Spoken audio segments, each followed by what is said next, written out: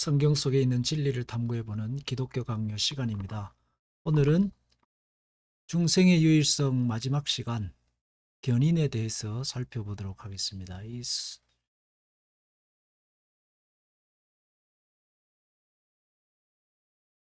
11항에서부터 14항이 이제 마지막 항인데 견인에 대해서 이야기하고 있습니다. 견인이라는 말은 한자어로 굳을 견자와 참을 인자를 써서 지속적인 보호하심으로 택한 자의 구원을 이루시는 완성하시는 하나님의 사역을 가리켜서 견인이라고 합니다.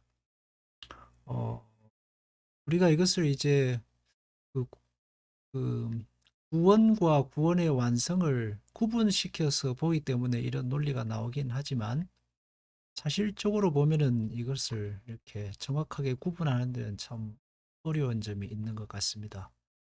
칼빈의 이 견인에 관한 교리에 있어서 핵심은 뭐냐면 견인도 하나님의 은혜다라는 것입니다. 우리가 열심히 신앙생활을 해서 천국 가는 게 아니고 우리가 신앙생활을 할 수 있도록 우리 안에서 동기를 부여하시고 또 신앙에서 떨어지지 않도록 하는 그 마음을 우리에게 부으시는 분이 하나님이시라는 것입니다. 그래서 구원이 은혜이듯이 또 구원의 완성도 은혜이다라는 것이죠. 그렇지만 하나님께서 우리의 자유의지를 완전히 제거하시고 하나님이 모든 미래의 일을 다 정하셔서 그, 그 정하신 대로 이루어진다라는 운명론과는 구별돼야 할 것입니다. 하나님의 은혜는 넘치면 넘칠수록 자유의지는 더 견고해지고 하나님의 은혜가 넘친 곳에 자유의지는 더 견고해지고 자유의지가 더 활성화 된다고 할 수 있겠습니다. 내용을 한번 보겠습니다. 틀림없이 견인을 하나님의 거저 주시는 은혜의 선물로 인정할 것이다. 그래서 각 사람의 공로에 따라서 견인이 분배된다고 하는 오류, 각 사람의 공로에 따라서 견인이 분배된다고 하는 오류는 하나님께서 주시는 은총을 멸시하거나 받아들이는 것이 사람의 힘으로 하는 일이라고 생각하는 데서 온 것이다. 구원은 그 자체로 완전한 것이죠. 왜냐하면 구원이라는 것은 예수님의 십자가의 공로로 시작됐고 또 십자가의 공로로 완성될 것입니다. 예수님의 십자가의 은혜와 공로가 핵심입니다. 근데 예수 그리스도의 십자가의 공로는 은혜입니다.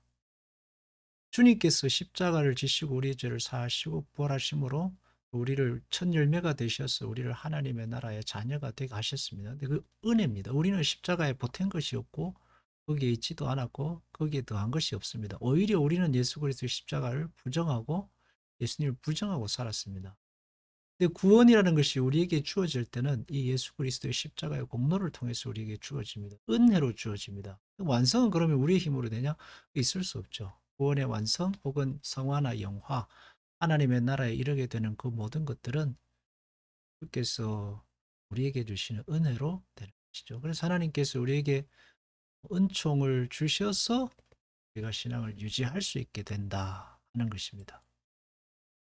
우리는 마땅히 다음과 같이 믿어야 한다.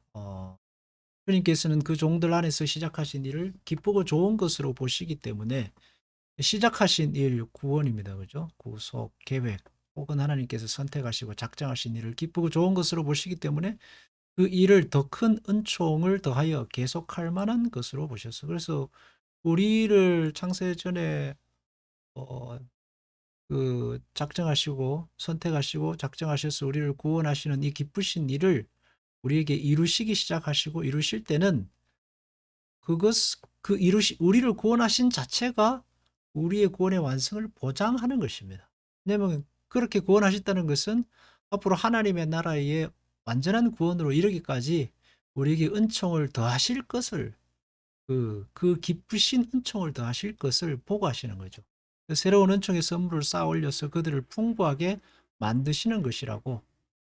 그래서 이게 무릇 있는 자는 받게 되리라. 그러니까 하나님의 은혜를 가진 자는 하나님의 은혜가 그 안에 더 넘치게 되는 거죠. 하신 말씀의 의미가 바로 이것이다. 잘하여 또다 착하고 충성된 종아 내가 작은 일에 충성하였음에 내가 많은 것으로 내게 맡기리라 하는 말씀도 같은 말씀입니다. 작은 일에 충성하였다라는 말씀, 하나님의 은혜를 헛되이 하지 않았다라는 거죠. 하나님의 은혜를 우리 안에 부으시고 그 은혜에 우리가 충성하였죠. 그리고 그 은혜가 있는 그 작은 은혜로 말미암아 하나님께서 더 큰 은혜를 또한 우리에게 부으시는 것입니다. 근데 이거를 이제 인간의 논리적인 사고로 생각하면 참 어려운 점이 많은 것 같습니다. 제가 칼빈의 기독교 강요를 공부하면서 하나님의 은혜의 편에 서서 하나님의 편에 서서 이제 하나님의 편에서 모든 걸 설명하고 있는데 애로사항이 좀 몇 군데 애로사항이 있기는 하지만 그러나 하나님의 편에 서면 하나님의 입장에서 보면 이게 맞는 요리인 것이죠. 은총이 지배하는 곳에서는 그 은총을 따르겠다는 마음의 준비가 있기 때문이다. 그러니까 하나님의 은혜가 주어졌기 때문에 우리가 은총을 따르겠다는 마음이 우리에게 생긴다는 것입니다. 그러나 이 준비 태세는 어디에서 오는가? 시종일관하신 하나님의 성령께서 복종하는 심정을 만드시고 함량하시고 강화시키시고 견인 불발 곧 믿음의 완성에 이르게 하신다 하는 것입니다. 그래서 은총이 주어진 곳에 복종하는 심정을 만드시고 견고히 하셔서 끝까지 참고 견뎌 구원의 완성에 이르게 하시는데 그게 모두 다 우리의 자유의지만으로만 주어지는 게 아니라 하나님의 은혜로 모든 것이 이루어진다라는 의미입니다. 물론 우리는 여기서 노력하고 애쓰고 힘을 씁니다. 그렇지만 그 노력과 애쓰고 땀 흘리고 힘쓰는 열심의 근거가 하나님의 은혜라는 것입니다. 12항 하나님의 은총을 떠나서는 사람은 단 한 가지 선행도 자기에게 돌릴 수 없다. 내용과 계속 중복되는 이야기인데 성경 말씀 고린도전서 15장 10절에 보면 그러나 나의 나 된 것은 하나님의 은혜로 된 것이니 내게 주신 그의 은혜가 헛되지 않아. 나의 나 된 것은 하나님의 은혜로 된 것이니 바울만큼 열심히 신앙생활 한 사람은 없습니다. 근데 바울이 열심히 신앙생활해서 깨달은 게 뭐냐면 하나님의 은혜입니다. 자신이 열심히 신앙생활해서 한 것 같았는데 알고 보니까 그게 하나님의 은혜였다는 거죠. 그의 열심의 근거가 하나님의 은혜. 그래서 은혜가 헛되지 아니하여 내가 모든 사도보다 더 많이 수고하였으나 내가 아니요 오직 나와 함께 하신 하나님의 은혜로다. 그래서 이 어설프게 신앙생활하면 자기 열심에 도취됩니다. 그렇지만 십자가를 지고 자기를 부인하고 예수님과 같이 그 자리에 서보면 이게 하나님의 은혜라는 것을 절절하게 깨닫게 됩니다. 깊은 곳에 있죠. 하나님의 은혜를 깨닫고 고백하는 신앙은 신앙이 아주 깊은 곳에 있는 것입니다. 그는 은총이 자기의 동력자였다고 말하지 않고 동력자라는 것은 대등한 위치에 있다라는 거죠. 나의 의지와 하나님의 은혜가 대등한 위치에서 함께 동력했다라고 말하지 않고 은총이 모든 것의 원인이었다라고 한다. 은총 안에 그 의지가 있는 것입니다. 그래서 바울의 고백이나 인의 고백이 참 답습니다. 하나님의 사람의 선한 의지가 하나님의 은사보다 앞서는 때가 많지만은 모든 은사보다 앞서는 것은 아니다. 앞서는 그 의지 자체도 그런 은사의 하나이다. 앞서는 의지, 사람의 선한 의지가 하나님의 은사보다 앞서는 것처럼 보이지만 그러나 그 의지 자체도 하나님의 주시는 은사에게만 은혜를 말하는 것입니다. 그 은혜가 있기 때문에 그 은사가 그 의지가 있다는 것입니다. 그 이유는 성경에 하나님이 그 인자하심으로 나를 앞지르시며 그의 인자심이 나를 따르리라 해서 때로는 하나님의 은혜가 나를 앞지르고 때로는 하나님의 은혜가 나를 뒤따르는 것처럼 보이지만 그러나 그 모든 것이 은혜라는 거죠. 원하지 않는 사람이 원하게 되도록 은총이 그를 앞질러서 이끌고 원하는 사람이 소원이 헛되지 않도록 그를 뒤따라가며 도와주시는 그런 은혜의 역사입니다. 그래서 때로는 이끌어 가시고 때로는 뒤에서 밀어주셔서 우리가 신앙에서 뒤떨어지게 되면 하나님이 그 은혜를 부으셔서 우리를 이끌어 가시고 우리가 열심을 내면 뒤에서 밀어주셔서 우리의 신앙이 앞으로 전진하도록 하시는 하나님의 지혜와 역사입니다. 제가 아무리 싫다 하더라도 저를 이끌어 원하는 자가 되게 하시고 걸음이 느린 저를 이끌어 달리게 만드소서 해서 하나님의 은혜를 구하는 간절한 기도의 하나라고 할 수 있습니다. 그래서 우리가 간절한 소원이죠. 하나님, 제가 때로는 하나님의 은혜를 따라서 자기 마음대로 행하는 길에 들어섰을 때는 저를 이끌어 주시어 하나님 원하는 길로 가게 해주시고, 때로는 걸음이 느린 저를 이끌어 달리게 해주시고, 이 기도 제목이 되는 것입니다. 14만 어거스틴도 사람의 의지가 독립적으로 활동한다는 것을 인정하지 않는다. 그러니까 인간의 의지가 하나님의 은혜 없이 독립적으로 하나님을 선택하고 하나님 말씀에 순종하고 복종할 수는 없다는 것입니다. 인간의 의지는 마땅히 자유롭습니다. 그러나 자유로운 의지는 은혜 의존적입니다. 그래서 칼빈이 이러한 극단적인 은혜론을 주장하는 이유는 모든 공로를 하나님께 돌리고자 하기 위함입니다. 공로가 인간에게 돌려지면 인간이 우상화되고, 인간이 우상화되면은 거기에서 뭐가 나오냐면 계급이 나옵니다. 중세 시대에 그런 어떤 종교 계급 이런 것들이 나오거든요. 그렇게 되면은 하나님의 그 구원이 인간의 행위에 의해서 좌지우지되는 발생하기 때문에, 그러면 성경과 위배되는 것이죠. 예수 그리스도의 십자가가 인간의 행위보다 못한 것이 되냐라는 게 됩니다. 그럴 수는 없는 것이거든요. 확실히 성도들의 의지는 성령의 큰 감동을 받아서 나타나기 때문에 그들이 원하는 것을 할 수 있으며, 성도들의 의지, 하나님의 나라를 선택하고 선한 것을 쫓아 살 수 있는 의지는 성령의 감동으로 나타난다는 겁니다. 하나님께서 그들이 그렇게 결심하게 만드시기 때문에 그들은 결심한다. 이게 신앙의 고백이죠. 우리는 내가 열심을 내서 선택한다고 생각하지만, 그러나 성령께서 은혜를 부으셔서 선택하게 되는 것입니다. 그래서 성도는 우리에게 부어진 하나님의 은혜를 헛되이 하지 않도록 그 은혜를 쫓아 살아가는 것이 신앙 생활이 되는 것입니다. 하나님께서는 사람들이 받거나 거절하거나 자유로 선택하도록 은총을 제시하실 뿐만이 아니라 그들의 마음속에 그 선택과 결심을 만들어내는 것도 바로 은총이며, 그래서 거기에 따르는 선행은 은총의 결과와 결실이다. 그리고 은총에 복종하는 의지는 은총이 만들어낸 의지에 불과하다고 한다. 그는 다른 곳에서도 우리의 모든 선행을 실현하는 것은 은총뿐이라고 말했다. 우리가 신앙생활이 마음대로 안 되죠. 내가 할 수 있다고 되는 것이 아닙니다. 반대로 또 내가 할 수 없다고 해서 안 되는 것도 아닌 게 그 신앙생활입니다. 어,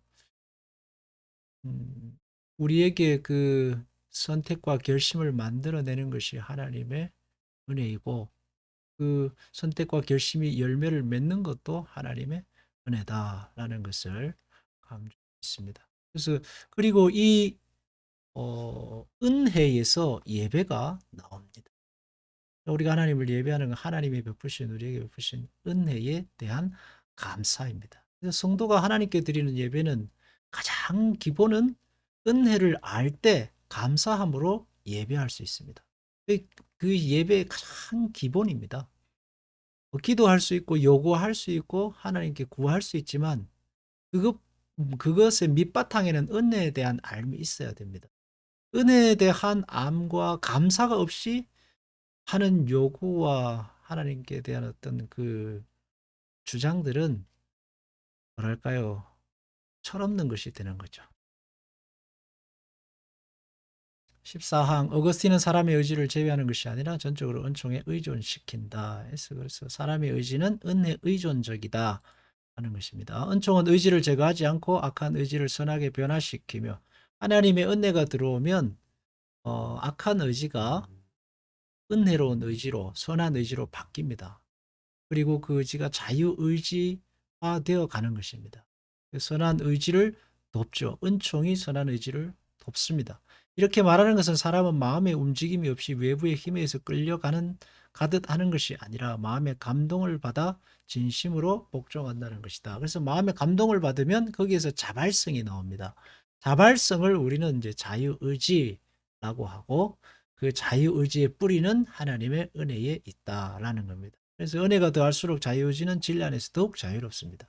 진리가 너희를 자유케 하리라는 말씀은 은혜의 십자가를 지고 따르는 자에게 주어진 자유. 진리, 예수 그리스도의 십자가의 진리가 우리를 자유케 하죠. 하나님을 향한 선한 길로 가게 우리의 마음을 변화시켜 나간다라는 뜻입니다. 사람의 의지가 선을 향하게 되는 것과 방향이 정해진 후에 선에 머무르는 것은 오직 하나님의 뜻에 달린 일이며 사람의 어떤 공로에 좌우되는 것이 아니다. 말하면 구원의 시작도 하나님의 은혜요, 지금도 하나님의 은혜요, 앞으로 완성도 하나님의 은혜로 이루어질 것이다 라는 결론입니다. 그래서 왜 이 칼빈이 이런 걸 주장하느냐, 처음에도 말했지만 그 인간의 자유 의지가 하나님의 은혜 없이 이루어지게 되면 인간의 공로가 되어 버립니다. 인간의 공로가 되면 인간의 거기에 자랑과 교만이 찾아오고 거기에서부터 이 바리새적인 정죄가 나오죠. 정죄가 나오는 것입니다. 나는 했고 너는 하지 않았다. 나는 이렇게 열심히 신앙생활하는데 너는 왜 안 하느냐라는 데서 정죄가 나옵니다. 그러면 이제 그 사람이 판단자가 되어서 사람들의 신앙을 구분하게 되는 거죠.